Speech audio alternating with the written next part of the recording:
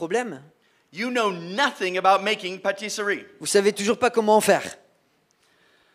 You're not a pastry chef, Vous and êtes- in fact, you're not even much of a cook. Vous n'êtes pas formé, vous n'êtes pas chef. You can barely boil water or make toast. Tu arrives à peine à faire un toast et à faire bouillir un peu d'eau. Now, does this sound like a wise decision? Est-ce que ça paraît comme une décision sage? Does this sound like you are exercising good judgment and responsibility? Est-ce qu'il y a du discernement et de la responsabilité? Somebody who's thought these things through and even counted the costs. Quelqu'un qui a réfléchi à tout ça, qui a réfléchi au coût? Does it sound like somebody who has best readied themselves to run a pâtisserie? Est-ce que ça a l'air de quelqu'un qui s'est préparé pour vraiment pouvoir mener un business de pâtisserie? And yet people do this kind of thing all the time where marriage is concerned. Mais les gens font ça tout le temps lorsqu'on parle du mariage. They throw caution to the wind, and even though they know very little about it, they decide to do it. On balaye d'un coup de revers de la main la prudence et puis on fonce. They figure, how hard can it be? Everybody else is doing it. Tout le monde le fait, ben on peut le faire nous aussi.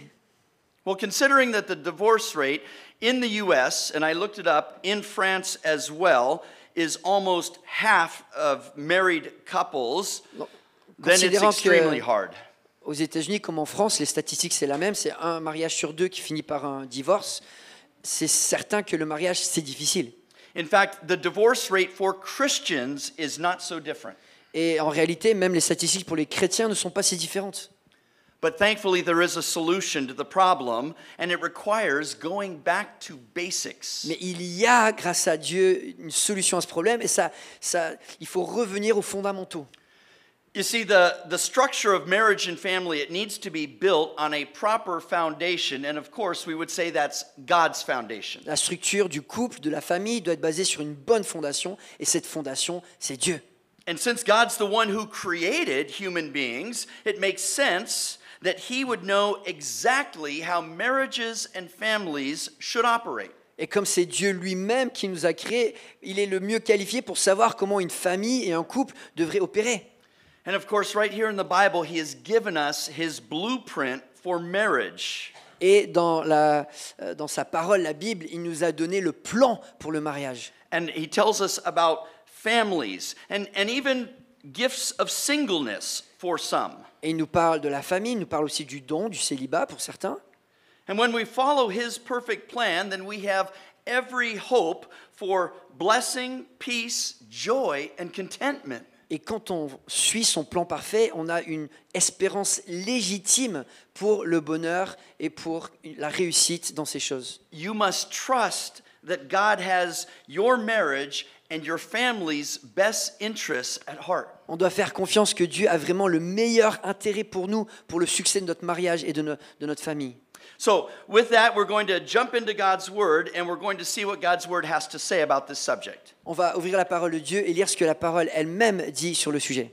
Now, families start with marriages, and so we'll look at two things today. We will consider God's definition of marriage and God's purpose for marriage. La famille, ça commence avec le mariage en premier d'un couple. Et on va regarder aujourd'hui la définition du mariage et le but du mariage. So, if you do have a Bible, go ahead and turn to Genesis chapter 2, verse 18. Donc si vous avez vos Bibles, on va ouvrir en Genèse chapitre 2, verset 18. And this is the creation account.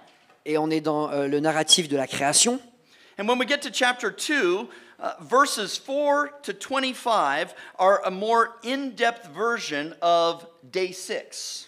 Et quand on va au chapitre 2, des versets 5 à la fin, on voit un zoom d'approfondissement sur le jour 6 de la création. Here we see that God has made man, and He's created the Garden of Eden. Dieu a créé l'homme, le jardin d'Éden.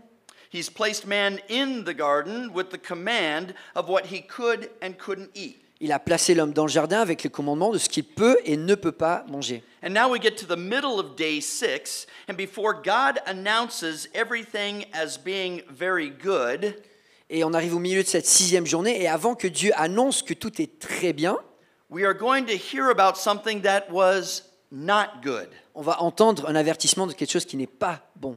Look at chapter 2, verse 18. Chapitre 2, verset 18.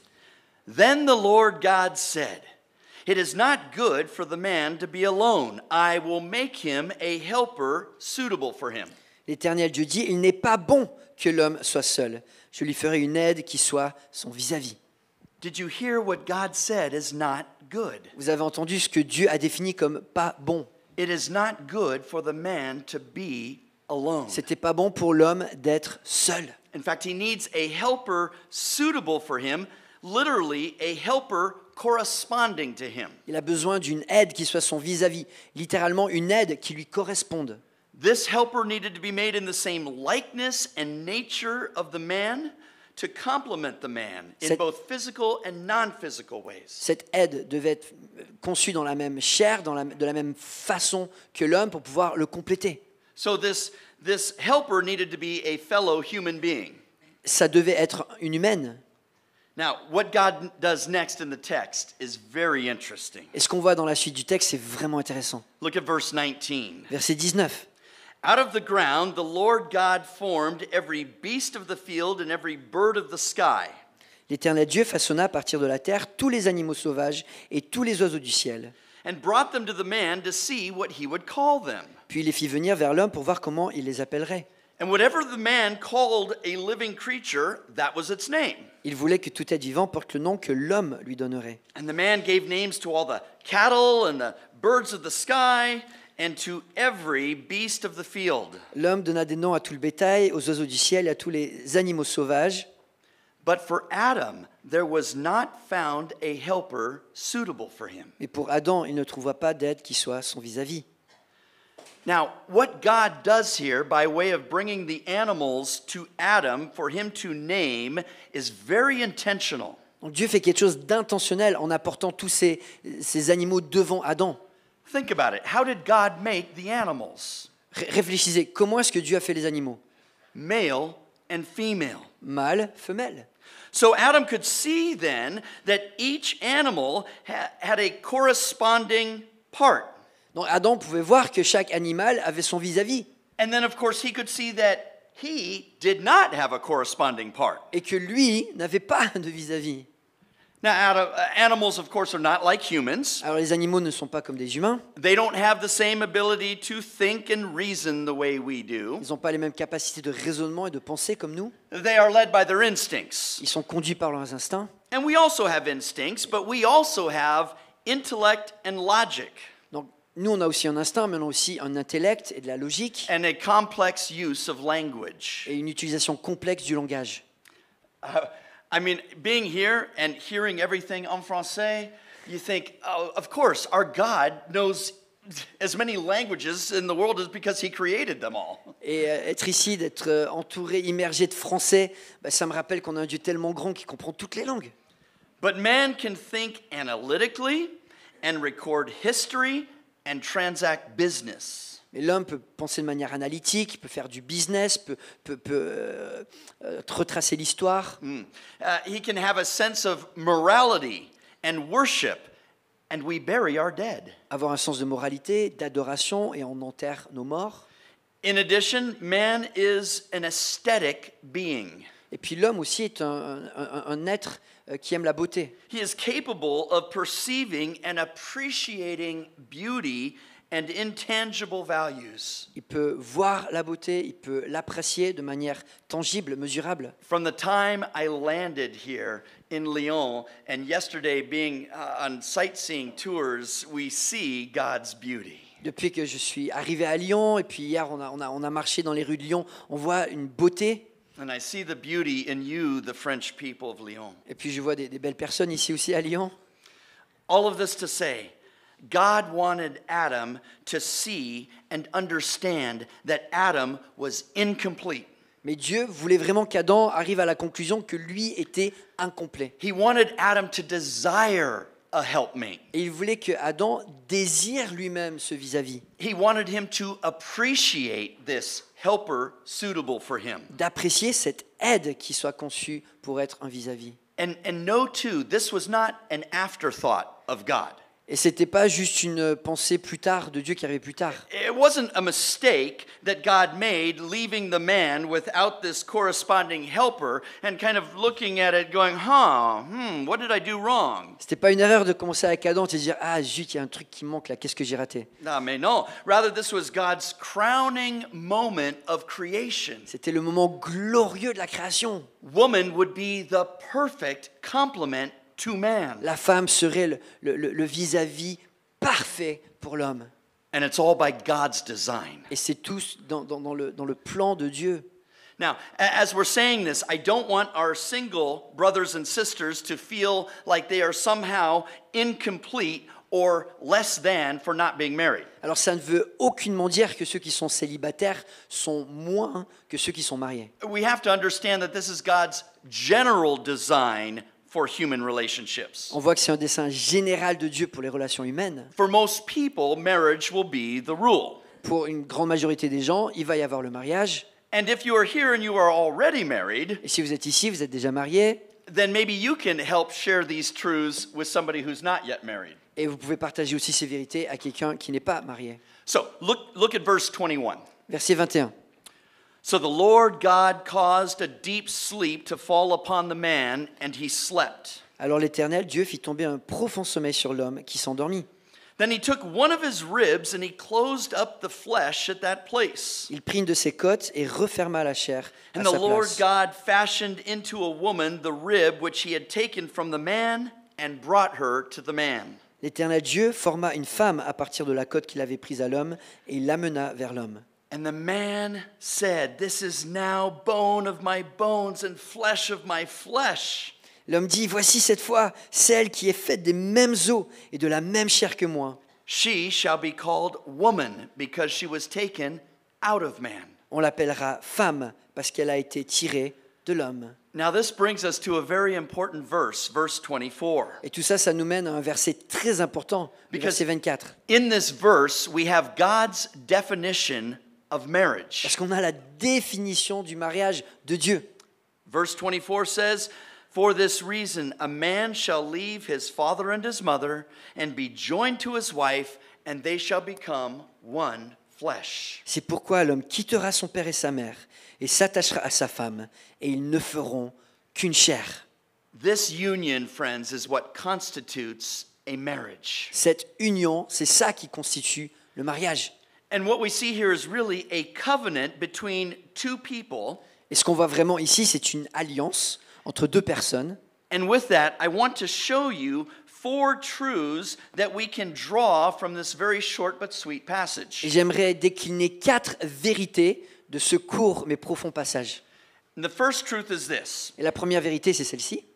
biblical marriage constitutes one man and one woman. Le mariage biblique est constitué d'un homme et d'une femme. It is God's design that marriage be monogamous C'est le dessein de Dieu que le And- mariage selon Dieu est monogame and heterosexual. et hétérosexuel. In the Bible, there is no such thing as multiple spouses or gay marriage. Ce verset ne permet pas la polygamie ou le mariage homosexuel. God didn't make multiple wives for Adam. Dieu n'a pas fait une pluralité de femmes pour Adam. He did not create 2 men or 2 women for Et il n'a each pas other. créé 2 hommes et 2 femmes. He specifically and distinctly created one male and one female to become one flesh. De manière spéciale et distincte, il a créé un homme et une femme pour ne former qu'une seule chair. And anatomically, this makes sense, as one of God's commands to humans is to be fruitful and multiply and populate the earth. Et biologiquement, on comprend que ça a du sens parce que Dieu va aussi donner leur encouragement de se multiplier, de remplir la terre, d'être fécond. It's more than obvious that God designed men's and women's body for this specific purpose. Et on voit que Dieu a conçu anatomiquement le corps des hommes et des femmes pour ce but. Now, second, Deuxièmement, marriage requires a public declaration by leaving and cleaving. le mariage requiert une déclaration publique en quittant et en s'unissant. It says, "A man shall leave his father and his mother and be joined to his wife. Un homme quittera son père et sa mère et s'attachera à sa femme. And the same is true of woman. She will leave her father and mother and be joined to her husband. Et c'est la même chose pour l'épouse qui quitte son père et sa mère et qui s'attache pour devenir un à son mari. She actually leaves the authority of her father and now comes under the authority of her husband. Elle quitte l'autorité de son père pour venir sous l'autorité de son mari. And I know that can be very misunderstood in today's age. Et je And we're sais actually que- going to talk more about that at family camp. De nos jours, ces notions-là, je sais, sont très confuses. Et on va en parler pendant le camp famille dans les 3 prochains jours. But the reason we have a wedding ceremony is so that people know that both the man and the woman are breaking their ties Mais la raison pour laquelle on a une cérémonie, c'est pour montrer que l'homme et la femme vont briser des liens and they are becoming joined together. pour se rejoindre ensemble.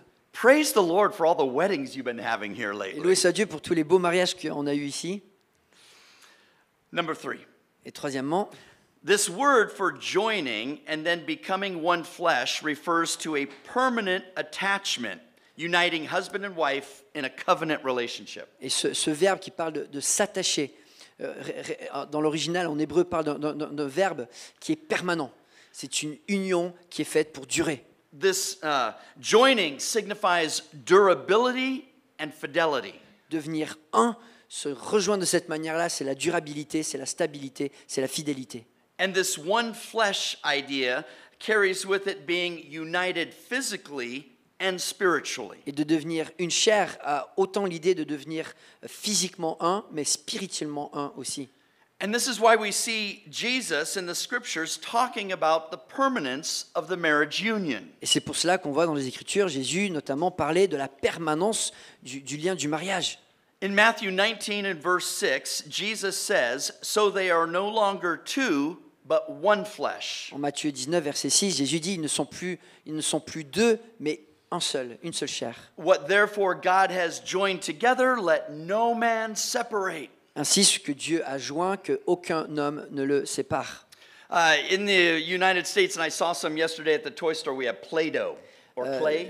J'en ai vu du Play-Doh, de la pâte à modeler ici. On en a aux États-Unis aussi. And if you take the different colors and you start mixing them up, Et quand what on mélange happens? les couleurs différentes, qu'est-ce qui se passe? Can you separate the colors? Est-ce qu'on peut les séparer après? No. No, in fact, they start to become their own color. Ça devient une nouvelle couleur. That's the idea here with marriage. Ça, c'est l'idée du mariage. A man and a wife become so permanently joined, intermingled, and mixed that the two become one new color all of their own. L'homme et la femme sont tellement mélangés, mixés, unis ensemble que ça devient une seule couleur. And at that point, it's impossible to separate them. Et en fait, ça devient impossible de séparer. Now, this one flesh idea also signifies the intimate physical union between husband and wife. Et cette idée de devenir une seule chair parle aussi de l'intimité entre l'homme et la femme. And that's why a marriage is consummated. Et c'est comme ça que le mariage est consommé. It's as physically close as two people can get. C'est aussi proche que deux personnes peuvent être physiquement. Our fourth point that we see here in our text, Et le quatrième point dans ce passage, it's something very interesting here at the end of our marriage account in Genesis 2. c'est vraiment intéressant de voir cela à la fin de cette description du mariage en Genèse 2. And remember, at this point, it's the end of the sixth day of creation. And what did God call his creation at that point? Et on arrive à la conclusion, donc c'est important de se le rappeler, du 6e jour. Et comment est-ce que Dieu a appelé ces événements? He said it was Il a dit que tout ça, c'était very good, très bon. Très bon. Right? Very good. Very good. It's done. It's complete. c'est fini, c'est parfait. So do you feel like something might be missing from this family? Mais on se dit, mais est-ce qu'il y a quelque chose qui manque dans ce concept de la famille? God has yet to include who? Qui c'est qui manque encore dans l'équation? Les enfants. The No chi- children. The children. Right? Children do not come into play until chapter 4. Et on voit les enfants- after the fall. Au chapitre 4, mais il y a déjà eu la chute. So our kids are really a product of the fall, I guess you could say. And Donc, on peut sometimes we dire, look at them, we think, oh my goodness, yes Les they enfants, are. c'est vraiment le produit de la chute. Hein. Puis des fois, tu les regardes, tu dis, ouais, c'est vrai. But this tells us something. Mais ça nous dit quelque chose. The point here is that at the end of Genesis 2, what we see is that a husband and wife are what constitutes a complete family. Mais ce que je veux souligner ici, c'est qu'à la fin du chapitre 2, on voit un homme, une femme, ensemble dans le mariage, constituent une famille déjà complète. A family does not have to include at this point little Pierre or Camille. On n'a pas encore d'avoir des petits Pierre, des petits Camille pour avoir une famille. C'est déjà une famille, le couple. It doesn't mean the family can't include children. Alors bien sûr, ça ne veut pas dire que ça ne pourra pas se faire. It simply means that once we have husband and wife joined in marriage, the Bible tells us we have a family unit. Et ce que ça veut dire, c'est qu'une fois qu'on a un homme, une femme, unis ensemble par le mariage, on a une unité familiale. Now, what's important about this is that it demonstrates the priority God wants placed on marriage by both husband and wife. Mais ça montre la priorité que Dieu veut pour la famille dans les responsabilités de l'homme et de la femme. Now, this may sound strange, but according to Scripture, children are a temporary addition to the family. Et peut-être ça vous paraître étrange, mais dans les Écritures, les enfants sont une addition temporaire à la famille. Think about it. A marriage is permanent unto death. Un mariage, c'est permanent jusqu'à la mort. The verse we just read in Matthew 19:6, they are no longer two, but one flesh. What therefore God has joined together, let no man separate. En Matthieu 19, verset 6, on se rappelle, deux sont devenus un et que l'homme ne sépare pas ce que Dieu a joint. Jesus never says that about children. Jésus ne dit pas la même chose sur les enfants. And children and their parents. In fact, just the opposite is what we see in Psalm 127, verses 4 and 5. Et en fait, c'est le contraire qu'on voit, notamment dans le psaume 127, versets 4 et 5. In this psalm, children are described saying, like arrows in the hand of a warrior, so are the children of one's youth. Et les enfants sont décrits dans ce passage comme les flèches dans les mains d'un guerrier. How blessed is the man whose quiver is full of them. Et béni est l'homme dont le carquois est plein. So what does a man eventually do with a quiver of arrows? Mais qu'est-ce que tu fais avec tes flèches une fois que tu les as dans le dos? He shoots them. Tu les tires, tu les balances au loin. He launches them. Tu les envoies, tu les propelles. And so it is with your les enfants, Et right? c'est pareil avec les They are gamins. to be shot out into the world. On les envoie dans le monde. In the United States, a legal adult is 18 years old. Aux États-Unis, un enfant devient adulte à 18 ans. So we tease our children and tell them that on their 18th birthday, their suitcases are packed and outside on the front door. Donc on taquine nos enfants en disant que pour leur anniversaire des 18 ans, leurs valises seront prêtes devant la porte, comme ça ils peuvent partir. They are going to be shot out into the world whether they like it or not. On va les envoyer dans le monde, qu'ils le veuillent ou pas. The point is, the priority relationship in a family unit has to be mom and dad as husband and wife. Mais ce que je veux souligner, c'est que la priorité relationnelle dans la famille, c'est la relation entre le mari et la femme. And we get this so backwards this day and age. Et des fois, on prend les choses tellement à l'envers de nos jours. Think about it. What happens when we get it backwards and the children become the focal point of the family? Qu'est-ce qui se passe quand on prend les choses à l'envers et c'est les enfants qui deviennent le point central de la famille? Then we end up with what we would call a child-centered home. On se retrouve avec une maison centrée sur l'enfant. But this is not God's design. Ça, c'est pas le dessein de Dieu pour la famille. Maybe some of you know computers. Peut-être I'm certains sure. d'entre vous, voilà, vous savez faire des ordinateurs. So marriage is like the operating system for a computer. Donc le mariage, c'est comme le système opérationnel d'un ordinateur.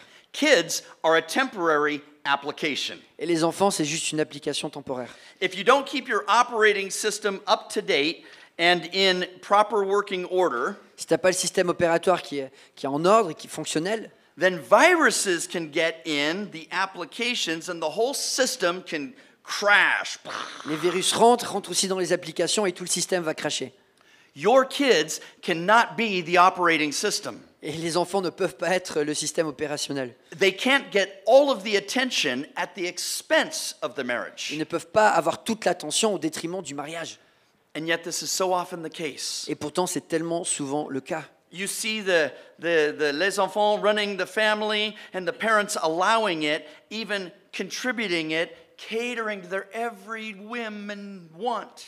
Et on voit les enfants qui donnent le rythme, qui donnent le ton pour la famille, et les parents sont esclaves des caprices des enfants. And some parents are so engrossed in this and making sure the kids have everything they want that it leaves little time for husband and wife to keep their operating system functioning properly. Et parfois, les parents sont tellement embarqués là-dedans, ils sont tellement à l'écoute de tous les petits besoins, tous les caprices des enfants, qu'ils n'ont plus le temps pour nourrir leur relation.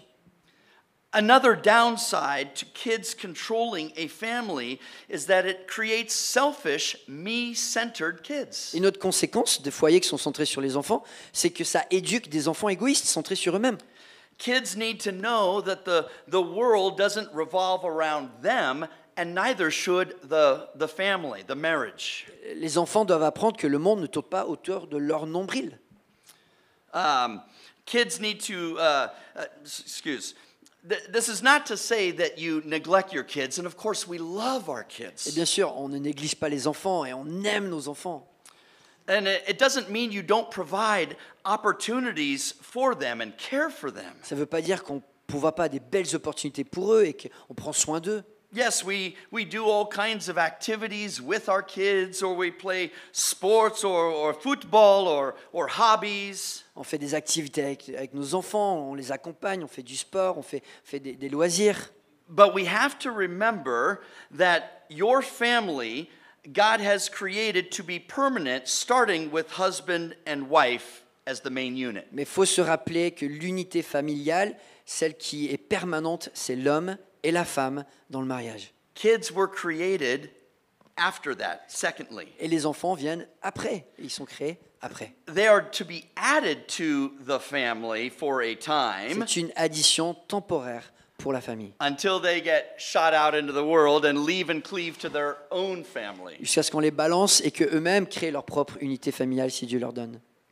Now, the priority of the husband and wife relationship cannot simply be verbalized by you to your kids. Et la priorité de la relation homme-femme ne peut pas juste être quelque chose qu'on dit. It has to be demonstrated in your actions. Il faut que ça soit démontré dans les actions. Do you want your kids to have joyful, fulfilling, God-glorifying marriages themselves? Est-ce que vous voulez que, pour ceux qui ont des enfants, que vos enfants eux-mêmes produisent un jour des mariages qui glorifient Dieu? Then you have to model for them that marriage is the most important relationship in your family. Et alors, il faut que vous montrez à vos enfants que dans votre famille, la relation entre le mari et la femme est la relation la plus importante de la famille. They need to see and know that your marriage is the priority over even them. Ils doivent voir que votre mariage est la priorité, même sur les enfants. Now, one last point of our text, 5. Et puis un autre point du texte, cinquième point. A last truth that we ascertain from all the texts that we've read this morning Une autre vérité qu'on voit globalement du texte, is that while men and women have equal worth and value, l'homme et la femme ont une valeur égale. both were created in God's image. Les deux ont été créés à l'image de Dieu. They have different roles to fulfill. Ils ont des rôles différents à remplir. Adam was first created to lead, Adam a été créé en premier comme leader, serviteur, and his wife Eve was created from him to be his helpmate. et Ève a été créée pour être son soutien, son vis-à-vis. And that's something else we'll talk more about at Et Family c'est Camp. quelque chose qu'on développera dans les prochains jours. Now, let's move on to one of two main purposes of marriage. Et j'aime- And I say two because the second one will be at Family Camp. Et on va commencer à parler du but du mariage, mais je ne vais pas tout développer parce qu'encore une fois, on va garder la suite pour les 3 prochains jours. But the first one is very important, Mais le premier est très important. and it's the purpose of marriage. C'est le but du mariage.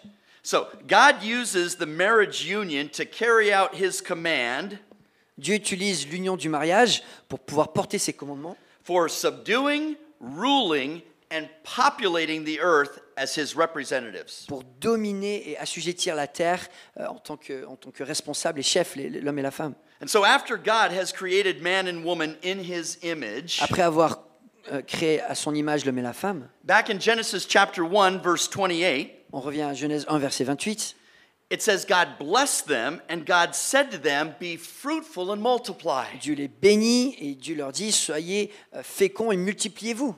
Procreate. Faites des enfants.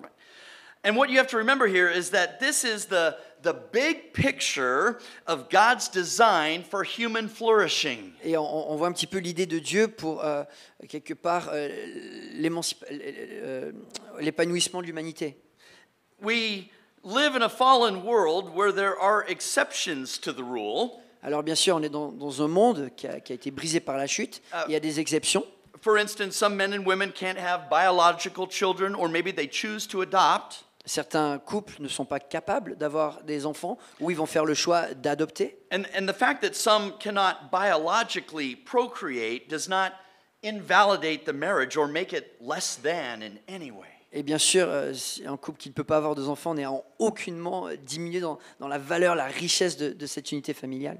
Now, the other thing we see in our text here is that it says to fill the earth. Et on voit dans ce texte le défi de remplir la terre. Populate the earth. That's what God made it for. De peupler la terre, elle a été conçue pour être remplie. And you say, well, isn't it populated enough? Et on pourrait se dire, mais c'est pas encore assez peuplé? Mais non. It won't be populated enough until Christ returns. C'est pas encore assez peuplé jusqu'à ce que Jésus revienne. Thirdly, he tells us to subdue it. Et puis, troisièmement, il nous dit d'assujettir la terre. It's actually a military term that means to conquer. C'est un terme militaire qui parle de conquérir. And it designates our stewardship over the planet. Et ça désigne notre responsabilité sur la planète. And then lastly, he says, rule over the fish of the sea and the birds of the sky. Et ça dit de dominer sur les oiseaux du ciel et les poissons de la mer. And rule over every living thing that moves on the earth. Dominer sur tous les êtres vivants qui marchent sur la terre. And this is actually another military term designating stewardship over the animals. Et encore une fois, c'est un terme qui est employé de manière, dans le langage militaire pour dominer sur ces êtres vivants. And then we see in Genesis 2:15. Et en Genèse 2, verset 15, Then the Lord God took the man and put him into the Garden of Eden to cultivate it and keep it. et on voit que l'homme est placé dans le jardin d'Éden pour le cultiver et pour le garder. This does not mean that God's creation is unruly or out of control, as God has pronounced it good. Et ça ne veut pas dire que la création était désordonnée et faisait n'importe quoi, parce que Dieu l'avait décrétée comme bonne.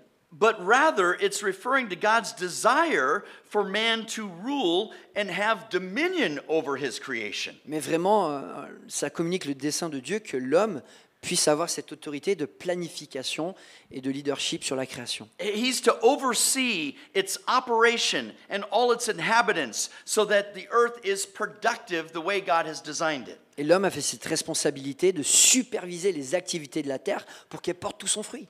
We are to be good stewards over God's creation so that it can produce riches and blessings. Et nous sommes appelés à être des personnes responsables avec ce que Dieu nous a donné And so that we can accomplish the will of God, pour accomplir la volonté de Dieu, all for man's good and God's glory. pour le bien de l'homme et pour la gloire de Dieu. Now, notice too that this is a joint effort of the man and the woman in this union called marriage. Et là, on voit c'est un effort combiné de l'homme et de la femme dans le mariage. And it's even why they were created in the image of God. Et on voit que c'est un des aspects pour lesquels ils ont été créés à l'image de Dieu. God is a ruler who has dominion and has created man and woman to be his ruling representatives over creation. Dieu est un roi qui domine et il nous a conçus à nous les humains pour être aussi des rois et des reines qui dominent. And this is what separates people from plants or animals. Et c'est une chose qui évidemment nous sépare des plantes et des animaux. It defines our relationship as being above or over the whole of creation. Ça définit notre relation par rapport à la création comme au-dessus du reste qui a été créé. And then of course when kids come along into the family, they are included in this purpose. Et bien sûr, les enfants qui rentrent dans la famille sont inclus dans ce but. So as we wrap things up, I want you to do an evaluation of yourself. Alors, en conclusion, j'aimerais juste qu'on fasse une petite évaluation de nous-mêmes. Should you choose to accept the mission, you should come to one of three conclusions this morning. Si vous acceptez la mission, il y a 3 conclusions à relever. One, you're a Christian who is actively pursuing and living out God's commands as a biblical family. Premièrement, peut-être tu es déjà un chrétien qui est dans cette mission du mariage, appelé à le vivre de manière fidèle, engagée, pleine de foi. And if that's the case, praise the Lord. Keep doing it. Et si c'est là où tu es, gloire à Dieu, continue, persévère. Continue to model that to others and teach them what you know. Sois un exemple de ces choses-là et enseigne ce que tu sais. Maybe you can take some other young couples under your wings, maybe disciple some singles who may need to learn these same truths. Et profite de ce que tu as reçu pour pouvoir le transmettre, peut-être à des couples plus jeunes ou peut-être des célibataires qui sont en réflexion. Now, secondly, Et deuxièmement, you could be a Christian who needs to start putting God's commands for a biblical family into practice. peut-être tu es un chrétien, mais qui a besoin de te mettre à appliquer ces commandements pour la famille selon Dieu. Maybe you have not been doing things God's way. Peut-être que tu n'as pas accompli les choses dans le plan que Dieu a donné. And it might even involve repentance towards your spouse or kids. Et peut-être tu as besoin de te repentir face à ton conjoint, face à tes enfants. Maybe you need to get some extra help from some biblically wise people as church, like Pastor Philippe. Peut-être tu as besoin d'être entouré par des couples plus âgés qui peuvent t'accompagner. And if you're single, maybe you need to find someone to disciple you and help you to learn these truths. Et peut-être si tu es jeune ou si tu es célibataire, il faut être proactif pour trouver des mentors qui vont pouvoir te former dans une vision biblique du mariage et de la famille. Or even if you're single with, say, no prospect of marriage, you can still help and encourage others. Et même si tu es célibataire sans vraiment désir ou potentialité du mariage, on peut quand même former et encourager les gens à avoir les bonnes attitudes. Thirdly, maybe you're not a Christian yet, Et troisièmement, peut-être tu n'es pas encore chrétien and you need to become a Christian. et tu as besoin de devenir en premier chrétien. Maybe you are sitting there and you need to understand that you are a sinner. Peut-être que tu n'as jamais vraiment accepté le fait, tu t'es pas approprié le fait que tu es un pécheur. We are all sinners. All have sinned and fallen short of the glory of God. Et on est tous pécheurs. On est tous, on a tous chuté et on est indigne de la gloire de Dieu. And of course, there are consequences to sin. Et il y a des conséquences au péché. And the Bible tells us that the consequences are death, physical death, yes, but also eternal death. Et la Bible nous dit que oui, les conséquences du péché, c'est la mort physique, éventuellement, mais surtout la mort spirituelle. That you would have God's wrath upon you for all eternity in hell and the lake of fire. D'être séparé de Dieu en enfer sous le jugement. But God so loved the world Mais Dieu, il a tellement aimé le monde that he gave his only begotten son, qu'il a donné son Fils unique. that's Ça, Jesus, c'est Jésus. that you could be forgiven of your sins and have eternal life if you would believe in him. Qu'on peut être pardonné de nos péchés et avoir la vie éternelle si on met notre confiance en lui. What are you to believe in? Qu'est-ce qu'on doit croire? That he is the Son of God. Qu'il est le Fils de Dieu. And because of this, he is sinless. Et lui, à cause de cela, n'a porté aucun péché. And because of that, he could take your place by going to the cross and dying instead of you. Et en tant que Fils de Dieu sans péché, lui seul pouvait aller sur la croix pour prendre nos péchés et nous réconcilier avec Dieu. Jesus becomes your sacrifice for sin. Jésus est devenu votre sacrifice pour le péché. And then, of course, Jesus dies on the cross, but he doesn't stay dead. Et bien sûr, Jésus meurt sur la croix, mais il ne s'arrête pas là. He goes into the ground, and then 3 days later, as we sang this morning, he resurrects. Il est allé dans le tombeau, mais 3 jours plus tard, il est ressuscité. And this tells us that indeed he is God, that God has accepted his sacrifice. Et ça confirme que oui, Jésus est ressuscité, il est vraiment Dieu. Et Dieu le Père a accepté son sacrifice. And because of that, we can be forgiven of our sin and have eternal life as Jesus has eternal life. Et à cause de ça, on peut pardonner le péché et avoir la vie éternelle comme Jésus a la vie éternelle. Now, what do you have to do? Alors, qu'est-ce qu'on doit faire? Do you have to be a good person in order to gain heaven? Est-ce qu'on doit être une bonne personne pour mériter le ciel?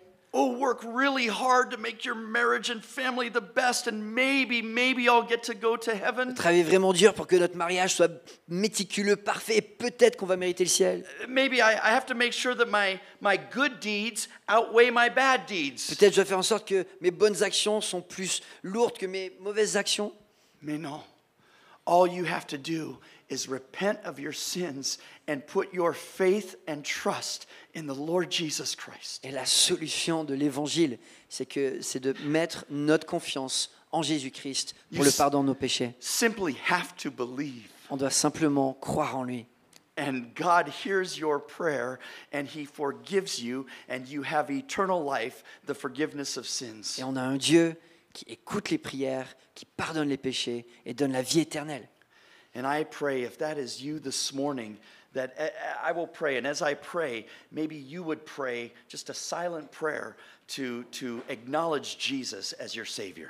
Et si c'est le cas, je vous encourage à prier. Et puis en conclusion de ce message, je vais prier. Peut-être si vous n'avez jamais fait cette prière, je vous encourage à prendre le temps de faire cette prière.